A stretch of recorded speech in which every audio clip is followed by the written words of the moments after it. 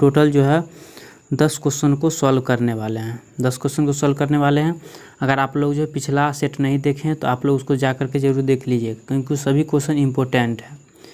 तो चलिए video start करते हैं। अगर आप लोग चैनल पर नए हैं तो चैनल को सब्सक्राइब कर लीजिएगा, ताकि आपको सभी वीडियो का नोटिफिकेशन जो है मिलता रहे। चलिए अगला क्वेश्चन देखते हैं। पहला क्वेश्चन जो है वह है 5 व्यक्ति जो है एक वृत्त में बैठे हैं। ठीक है, 5 व्यक्ति जो है एक वृत्त में बैठे हुए हैं, केंद्र की ओर मुंह करके बातचीत कर रहे हैं। तो मुकुंद जो है, चलिए सबसे पहले क्या करते हैं, हम एक वृत्त बना लेते हैं। क्या करते हैं, एक जो हम लोग यहाँ पे वृत्त बना लेते हैं। इसमें 5 व्यक्ति बैठा हुआ है। कितना बैठता है, 5। चलिए तो हम क्या करते हैं, इसको 5 व्यक्ति बैठा देते हैं, जो कि क्या है, केंद्र की ओर मुंह करके जो है वह बैठा हुआ है। ठीक है, अंदर की ओर क्या कर रहा है, अंदर की ओर सब देख रहे हैं। ठीक है, तो चलिए 5 व्यक्ति हो गया। अब इसमें बोल रहा है क्या, मुकुंद जो है राजेश के बाईं ओर बैठा है। तो मुकुंद जो है वह राजेश के क्या है, बाईं ओर है। चलिए मुकुंद को हम क्या करते हैं, यहाँ पे बनाते हैं। तो मुकुंद को हम लोग क्या करते हैं, एम से मान लेते हैं। ठीक है, और राजेश के बाएं बैठा है। मुकुंद किसके बाएं बैठा है, राजेश के। तो राजेश को हम क्या करते हैं, यहाँ पे लिख देते हैं, राजेश के बाईं ओर हो गया। यानी कि इधर जाएंगे, देखिए इस तरह, इस डायरेक्शन में जाएंगे तो हो जाएगा दाएं। ठीक है, और इस डायरेक्शन में जाएंगे तो क्या हो जाएगा, बायां हो जाएगा। इतना तो समझ गए होंगे। चलिए तो यहाँ बोल रहा है क्या, मुकुंद जो है राजेश के बाईं ओर बैठे। तो बाईं ओर इधर हो जाएगा, इधर। तो यहाँ से हो गया मुकुंद। उसके बाद है विजय जो है अनिल व नागेश के बीच में बैठा है। तो विजय जो होगा वो किसके बीच में है, नागेश और अनिल के बीच में बैठा है विजय। तो चलिए विजय को हम लोग क्या करते हैं, यहाँ पे बैठा देते हैं विजय को, क्योंकि 2 जगह खाली है और बीच में कौन बैठने वाला है, विजय। किसके के बीच में, तो अनिल और नागेश के बीच में बैठा, तथा अनिल के दाएं बैठा है। तो अनिल के जो है दाएं बैठा है। तो अनिल का दायां कौन सा हो जाएगा, तो अनिल का दायां जो हो जाएगा ये हो जाएगा अनिल। तो अनिल को हम क्या करते हैं, यहाँ बैठा देते हैं। तभी तो क्या होगा, ये यहाँ पे जो है विजय ए का क्या है, दाईं ओर बैठा है। ए का कहाँ बैठा है, दाईं ओर।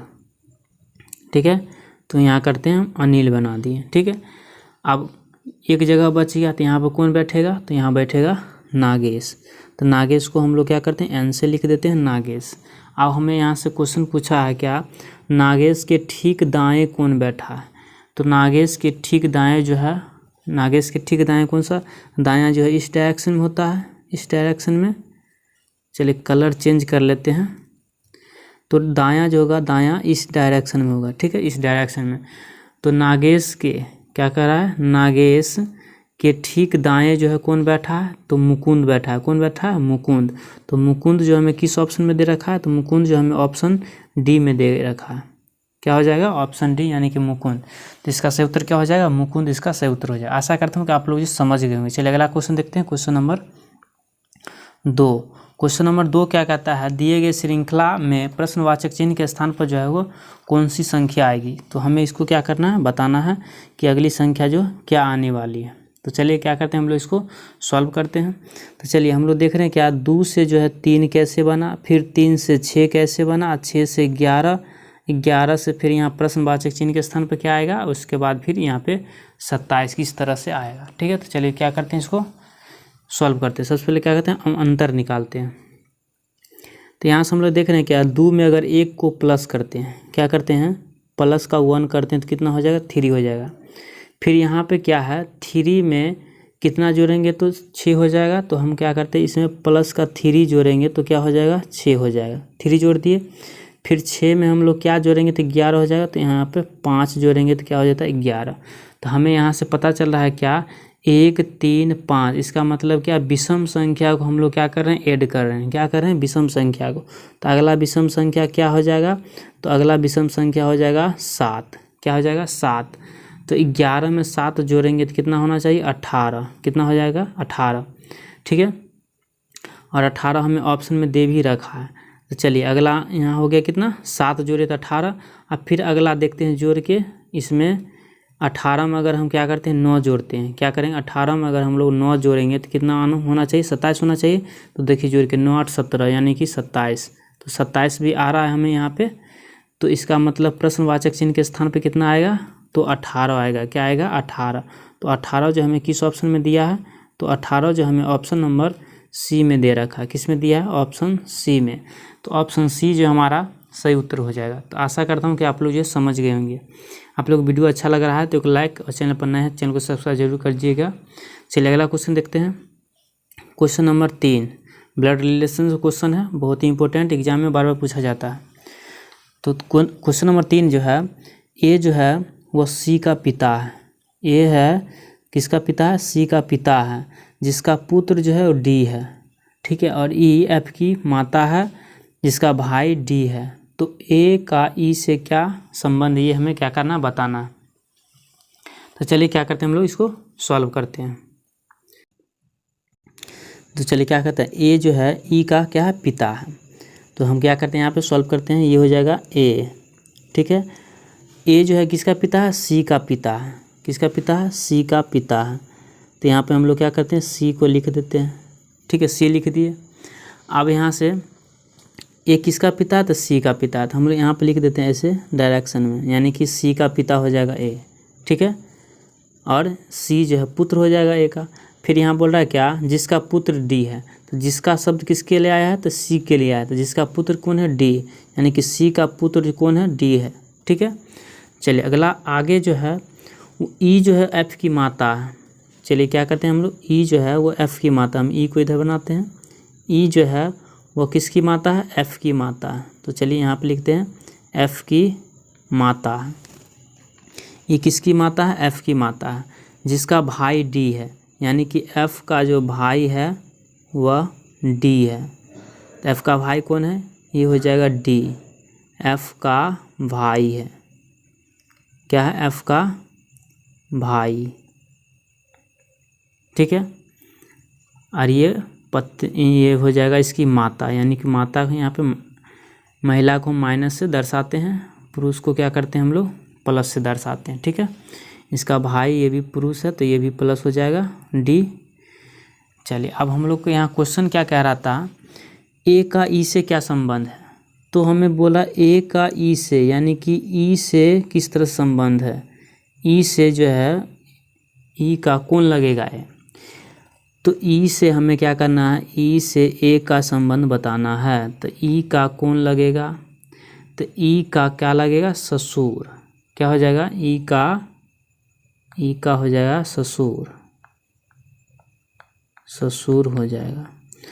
तो ए का ई से क्या संबंध है, तो ससुर का संबंध है। तो ससुर हमें किस ऑप्शन में दे रखा है, तो ऑप्शन जो हमें डी में दे रखा है। तो ऑप्शन डी जो है हमारा वो सही उत्तर हो जाएगा। आशा करता हूँ कि आप लोग जो है वो समझ गए होंगे, क्योंकि ए जो है, ए जो है वो किसका पिता है, तो सी का पिता है, ठीक है। और सी का जो लड़का है वो डी है, ठीक है।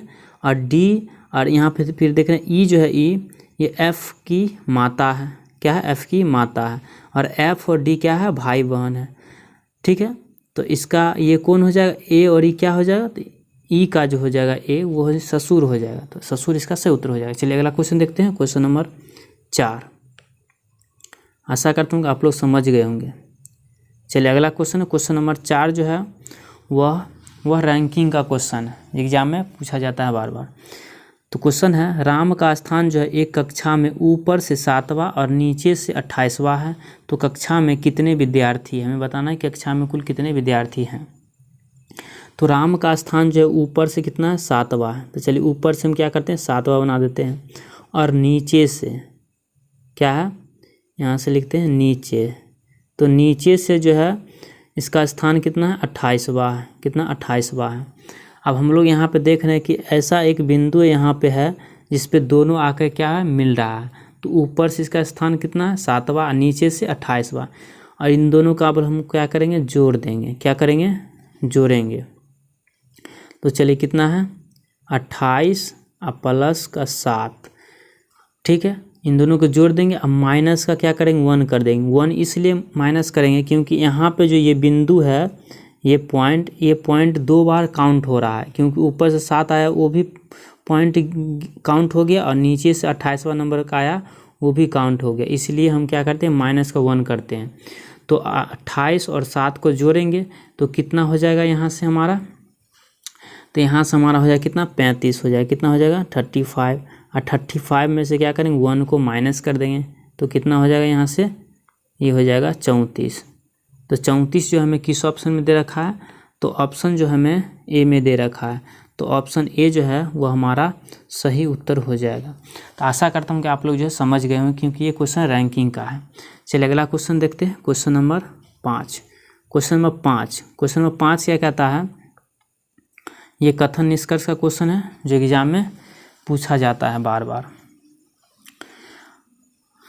तो कथन क्या कहता है, एक छोटे बच्चे ने कहा सभी मिठाइयों में से लड्डू मेरे पसंदीदा है। यानी कि एक छोटा लड़का है, उसने कहा कि सभी मिठाइयों में से लड्डू जो है मेरा पसंदीदा है, उसको पसंद है। तो चलिए निष्कर्ष निकालते हैं।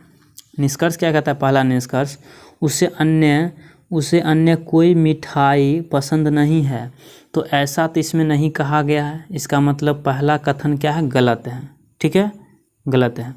दूसरा क्या कहा, उसके लिए उपलब्ध एकमात्र मिठाई लड्डू ही है, ऐसा भी नहीं कहा गया है कि इसके लिए सिर्फ लड्डू ही उसको पसंद है। ठीक है, तो ये भी क्या हो जाएगा, गलत हो जाएगा, दूसरा भी गलत हो गया। तो इसका सही उत्तर क्या हो जाएगा, इसका सही उत्तर हो जाएगा न तो फर्स्ट और ना ही सेकंड अनुसरण करता है, यानी कि ऑप्शन डी जो है इसका सही उत्तर हो जाएगा। क्या हो जाएगा, ऑप्शन डी इसका सही उत्तर हो जाएगा। तो आशा करता हूँ कि आप लोग जो है वह समझ गए होंगे। चलिए अगला क्वेश्चन देखते हैं, क्वेश्चन नंबर कितना 6। तो क्वेश्चन नंबर 6 क्या कहता है, क्वेश्चन नंबर 6 है बोध गया बिहार से संबंधित है, तिरुपति जो है किससे संबंधित होगा। तो हमें बताना है कि बोध गया जो है वह बिहार से संबंधित है, उसी प्रकार जो तिरुपति जो है किससे संबंधित होगा। ठीक है, तो चलिए जिस प्रकार जो है बोध गया कहाँ स्थित है, तो बोध गया जो है वो बिहार में स्थित है। कहाँ स्थित है, बिहार में स्थित है। उसी प्रकार जो है तिरुपति जो है वो कहाँ स्थित होगा। ठीक है, तो तिरुपति जो है वह कहाँ है, तो वह हो जाएगा आंध्र प्रदेश। कहाँ हो जाएगा, तो ये हो जाएगा आंध्र प्रदेश। क्या हो जाएगा, आंध्र प्रदेश हो जाएगा। तो आंध्र प्रदेश हमें किस ऑप्शन में दे रखा है, तो ऑप्शन जो हमें डी में दे रखा है। किस में, डी में। तो ऑप्शन डी जो हमारा वह सही उत्तर हो जाएगा, आंध्र प्रदेश। तो आशा करता हूँ कि आप लोग समझ गए। चलिए अगला क्वेश्चन देखते हैं, क्वेश्चन नंबर 7। क्वेश्चन नंबर 7 क्या कहता है, उमेश जो है वह सतीश से लंबा है, सुरेश जो है नीरज से छोटा है, परंतु उमेश से लंबा है। तो सबसे लंबा कौन है, हमें बताना है कि सबसे लंबा कौन होगा। ठीक है, तो चलिए इसको क्या करते हैं, हम लोग सॉल्व करते हैं। तो सबसे पहले क्या करते हैं, उमेश जो वो सतीश से लंबा है। चलिए क्या करते हैं, उमेश यहाँ पर लिख देते हैं, उमेश किससे लंबा है, तो सतीश से लंबा है। तो सतीश को हम क्या कहते हैं, नीचे लिख देते हैं सतीश। ठीक है, सतीश लिख दिए। अब यहाँ पे बोल रहा है क्या, उमेश सतीश से लंबा है। अब सुरेश जो है नीरज से छोटा है। सुरेश क्या है, नीरज से छोटा है, परंतु उमेश से लंबा है। उन्हें यानी कि उमेश से लंबा होगा कौन, नीरज, लेकिन सुरेश जो है वह नीरज से क्या है, छोटा है। तो नीरज जो है वो क्या हो जाएगा, ऊपर हो जाएगा सबसे। क्या हो जाएगा, नीरज जो हो जाएगा क्या हो जाएगा, ऊपर हो जाएगा, यानी कि नीरज जो है वह सुरेश से, यानी सुरेश क्या है, नीरज से छोटा है। तो नीरज से छोटा कौन हो जाएगा, तो यहाँ से हो जाएगा सुरेश को यहाँ लिख देते हैं सुरेश। ठीक है, तो अब यहाँ से पढ़िए, उमेश जो है वह सतीश से क्या है, लंबा। तो देखिए उमेश जो है, उमेश वह सतीश से तो लंबा है। ठीक है, लंबा है। उसके बाद सुरेश जो है नीरज से छोटा है, तो नीरज से छोटा है सुरेश, परंतु उमेश से लंबा है। तो परंतु उमेश से ये क्या है, बड़ा है। तो इसमें पूछा है सबसे लंबा कौन है, तो सबसे लंबा हो जाएगा नीरज जो सबसे ऊपर है। तो इसका मतलब सबसे लंबा कौन हो जाएगा, तो सबसे लंबा हो जाएगा, ये हो जाएगा नीरज। तो नीरज जो हमें ऑप्शन किस में दिया है, तो ऑप्शन जो हमें बी में दे रखा है नीरज। तो ऑप्शन बी जो हमारा वो सही उत्तर हो जाएगा। आशा करता हूँ आप लोग समझ गए होंगे। चलिए अगला क्वेश्चन है, क्वेश्चन नंबर 8। क्वेश्चन नंबर 8 क्या कहता है, किसी कूट में यदि BAT बैट को 23, कैट को 24, तो BALL को क्या लिखा जाएगा। ठीक है, तो चलिए इसको हम क्या करते हैं, सॉल्व करते हैं। जैसे पे लिखा है बैट, तो चलिए इसका क्या करते हैं, अल्फ़ाबेट को लिख लेते हैं। तो बी आता है कितने नंबर पे, तो बी आता है 2 नंबर पे, तो हम क्या करते हैं 2 लिख दिए। ठीक है, उसके बाद ए आता है 1 नंबर पे, तो 1 लिख दिए। अब टी जो आता है वो आता है 20 नंबर पे। आप सभी को क्या करते हैं, इन तीनों को जोड़ देते हैं, तो कितना हो जाएगा, 20 और 3 23, कितना हो जाएगा 23। तो 23 जो हमें दिया हुआ है। ठीक है, इसी तरह से कैट लिखा, क्या लिखा है कैट, तो सी आता है कितने नंबर पे, 3 नंबर पे, 3 लिख दिए। ए आता है 1 नंबर पे, तो 1 लिख दिए। अब फिर टी आता है 20 नंबर पे, 20 लिख दिए। अब सबको क्या करेंगे, जोड़ देंगे, तो कितना हो जाएगा 20 और 1 21, 21 और 3 24। तो यहाँ पे हमें 24 भी दे रखा है, तो निकालना है किसका, BALL का। तो चलिए यहाँ पे लिख लेते हैं हम लोग, क्या लिखते हैं, BALL। चलिए इसका क्या करते हैं, लेटर लिखते हैं। तो बी आता है 2 नंबर पे, तो 2 लिख लिए, प्लस का ए आता है 1 नंबर पे, तो 1 लिख लिए, प्लस एल आता है 12, तो 12 पे लिख दिए, फिर प्लस एल आता है 12 पे, तो 12 लिख दिए। आप क्या करेंगे, सबको जोड़ देंगे, तो 12 और 12 कितना होगा 24, 24 और यहाँ से 3, 24 और 3 कितना होगा 27, कितना हो जाएगा 27 हो जाएगा, कितना होगा 27। तो 27 जो हमें किस ऑप्शन में दे रखा है, तो ऑप्शन जो हमें दे रखा है ऑप्शन ए में, किस में दिया है, ऑप्शन ए में। तो ऑप्शन ए जो है हमारा वो सही उत्तर हो जाएगा। तो आशा करता हूँ कि आप लोग जो समझ गए होंगे, क्योंकि ये सभी क्वेश्चन इंपॉर्टेंट था। मैंने इसमें टोटल 8 क्वेश्चन को सॉल्व किए हैं। अगर आप लोग वीडियो अच्छा लगा हो तो एक लाइक, और चैनल पर नए चैनल को सब्सक्राइब कर लीजिए, और वीडियो को ज़्यादा से ज़्यादा शेयर करने का प्रयास कीजिएगा। चलिए मिलते हैं नेक्स्ट वीडियो में।